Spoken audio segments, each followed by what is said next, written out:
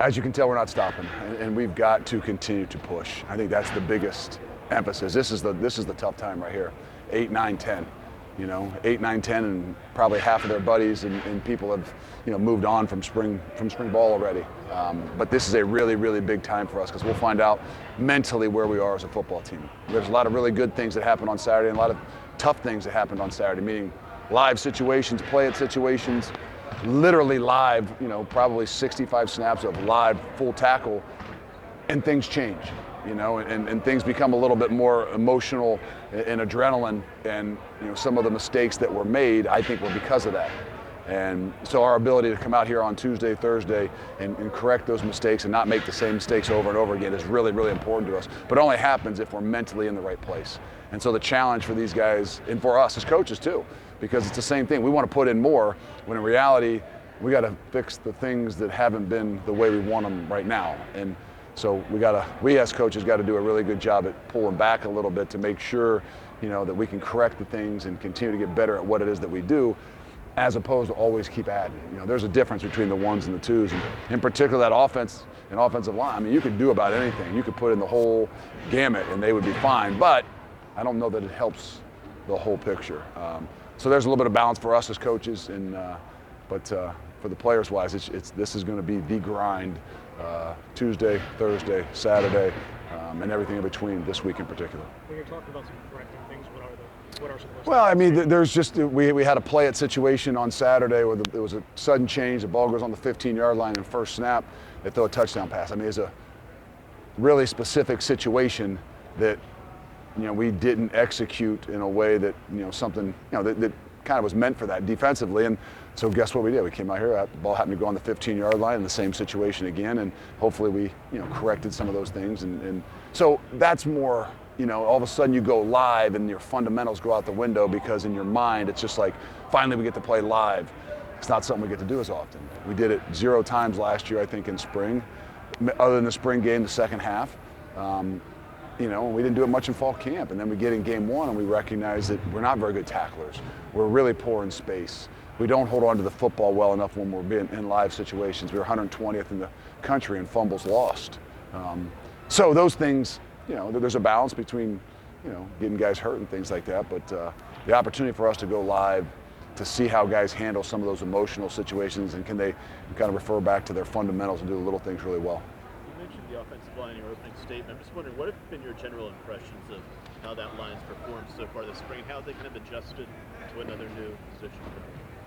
If there's, I would say most improved, because they were a really good unit last year, but I'd say there's a big difference in just their ability to do things together. I think it's been uniquely, from the edges, I think that's where it all works from. And I think we are in a really, really good place. Those two edge guys have, in my opinion, been as good as I've seen in a long time. Consistency, and then correcting some of the things that we were maybe not as good at last year. So I think as a whole, those guys are doing a really good job. They are playing in unison. They're protecting the quarterback pretty well. Some of the situations we threw a pick today, but really he's protected really, really well in a blitz pickup. A guy down the field makes a really good play. But I think that unit in general is setting a standard for how you do things, and I've been impressed. What would you like to see over the last 7 practices or so, specifically Braden and Tyler, to feel good about going into the offseason where they're at? We've got to get to these play-it situations. We got to put one in there and just, hey, go with the ones and you go with the twos and manage the situation, the group, and know what you got. And to see how they kind of handle it. It's hard on both of them when you're bouncing back and forth. You're with the ones, now you're with the twos. Where the offensive line, the uniqueness is the ability for those 5 guys to work in unison. You haven't had that opportunity with the quarterbacks. So it's kind of a tougher situation. But I want to see them both kind of come out of their shells, the leadership-wise, when they're in there to take charge. And I think in particular Tyler is still learning a lot of the system. Sometimes that makes it a little bit more difficult on him. But for anything, I want to see consistency. I want to see leadership. I want to see that demeanor, that body language, regardless of what happens. We threw a pick today and you can just kind of tell. Then all of a sudden we throw a deep ball and it's a really nice, catch down the sidelines, and you can see the stand tall and a little bit of bounce. And at that position, you can't have those emotional roller coasters. Last week you said practices 5 through 9, those are going to be the ones where you kind of find out more about your team. What have you liked from what you've seen so far, and what are you kind of looking forward to over the last 6 months? Well, we're looking forward to seeing if we can maintain and create some consistency. From energy to how you do everything to the little fundamental things. That's what you're going to find out. And that's why as coaches, we got to do a really good job at not trying to continue to overload different things when really we're trying to find consistency. Well, hey coach, help us out, be consistent as well. Don't keep adding things so that we aren't getting consistent at the things that we're doing. So we got to do a good job as a balance as coaches, but continuing to apply the pressure to these guys to make sure they understand, like, we only have 15 opportunities. We only get 34 days in the spring, and I promised them that we were going to push and use every single one of them. As many, the 40 hours that were allotted is only what's average, and the things that they have to do on their own in these 34 days is really going to be critical. So if they're doing those things, the consistency will show in those 7, 8, 9, 10, as well as, how mentally tough are we as a team. Luke, have you seen from or learned about RJ Delancey since he's got here? I know it's been over Yeah. practices now, but Yeah, well, I've seen some competition. I think so far, in my opinion, one of the most improved guys has been Nazir, and so that's created maybe that competition there. RJ's made some plays today. We got to find it. That's when this last few weeks, we know we're going to challenge those guys in some different ways. We've talked offensively about finding ways to make sure it might not be the perfect time and the opportunity to take some of those shots, but we got to find out what we've got over there. But it's similar, and we've been very fortunate. And we talked about Tywee the other day. With what I've enjoyed about him is his maturity, and kind of the same thing with RJ. He's a competitor. He's come in. He's competed. He hasn't caused any issues of any sorts, and he's, from the most part, he's bought into the things that we do and the way in which we do them. And so I think that the ceiling, he's still, from 178 pounds to 192 pounds.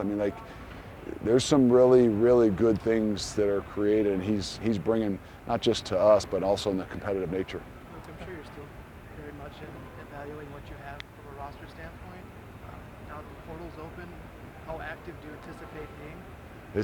I'm focused on spring ball right now. Yeah, that's something that unfortunately we'll have to deal with, but it's not something I want to talk a whole lot about. These guys that we've got right here are what we've got to focus on. The spring portal time is not a big time for us. I'm not saying it won't be something, but the idea of keeping the guys that we got, maintaining these guys, I think is really going to be the most important thing for us. And so I don't want to talk about it, because if I'm talking about it, then the kids are talking about it. And the reality is, it's how do we stay focused? How do we be consistent? It's making sure that we're locked into what we're doing here. halfway through spring, it's a lot of competition in that tight end room. What do you feel like you've gotten some of those guys that have been getting a lot of those reps? I wish Tuck was healthier, and could go the whole time. He's had some issues, obviously hamstring-wise. We've got a variety now. I think what we had was pretty much a similar type of guys, and I think right now what we do have is some variety. We've got an older guy in Riley Nowakowski that I think can do it all. I think you've got a younger guy in Tucker Ashcraft that played some last year, but I think the sky's the limit. You got a guy like Jackson McGohan that's a little bit different than those guys. Is learning and is new, but gives a completely different skill set. And then you got your JTs, and you've got some of those other guys that are just still really trying to figure out where they fit in that mix. Are they the do everything guy? Are they a little bit more of a hybrid type of guy? And but that position in particular, I think I said it last year, is the biggest change in I think all that we do. There's not that before they didn't have stuff on their plate and in the system that they played in, but I think in our system, in this system, I think the tight ends have as much on their plate learning to play the game, I think different than they probably had in high school than any other position. So with the tight ends, I didn't see Rob Booker out there. Is there an injury on his? Yeah, he's got a little something, so he wasn't out here. I don't think he was out here maybe on Saturday either. So Thursday too. I don't know which one, but yeah. So we've had some injuries in that room. Rico Holman, is he a guy that, I know he had off-season surgery, but is he a guy that maybe you get back later in spring, or do you want to kind of keep him on the side? No, we probably won't. He probably will be in a yellow jersey late in the spring doing maybe some 7-on-7 and non-contact, but it's the situation. He's played a lot of football. Do you put him in a situation where it's not going to be the best for him? And the big thing for him, for us, is his training. He just needs to keep running, because the hard part, one of the big reasons he came back is to be better, right? And the big thing we've talked about with him is being better is physically, your body, your ability, your strength, your speed. And when you're out, it's a little bit harder to do some of those things. So our big focus on him is just getting him as healthy as he possibly can, get him as strong as he possibly can, work on his speed, and allow him to, when his football instincts and football sense is really, really good, and probably won't do much of anything this spring. How would you assess the defensive line to this point? You got some JT's the only guy truly back that has a ton of experience, but Kurt Neal there too, and Ben Martin. But some of the when you say D-line, it's kind of hard. If you're talking about the interior guys, I mean, there's a lot of different things, but I think we were building some depth. I mean, I think that obviously right now you feel good about being at least 4 deep, with 2 guys playing and 2 guys rolling. Now we got to find out who 5 and 6 are, and it's created some competition. But James is battling through some issues, which he's always kind of had some little nicks and bruises. Different, I think he's fighting through some of those things. Kurt Neal has been not to say a big surprise. I mean, he played big time later in the year last year. I think in the bowl game he played really, really well. He's going to be a different force. I mean, if you look at the 2 guys, it's not hard to figure out they're different, right?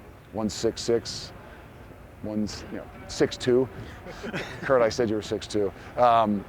But just by nature, they possess some different things, and they could be on either side. So it gives different looks. And then Ben Barton and Cade McDonald and some of those other guys, Elijah Hill's as a young guy or a new guy that came in that's going to provide, some difference for us. And then we got to see with some of those young guys and how that whole mix kind of works. But being able to use some of those outside guys moving inside as the outside linebackers can be something that will be a little bit unique for us as well. On that line with EJ, just how have you seen him come in when he did, and how have you seen him interact and develop the players, and also on the recruiting trail? Yeah, it's been one of those situations, that room, it's they've had some turnover, right? I mean, they've had a couple of different coaches, and it's not like that you want to be a one and done, but so he's had to come in and embrace those guys and make sure he build a relationship. But he's by nature what it is that we want. I mean, he's tough. He's hard on them. He's going to push them. And, I think that understanding that, learning a little bit of a different way of which we, want to go about that position in particular, I think has been unique. I think he's done a phenomenal job. I think his guys have responded really well.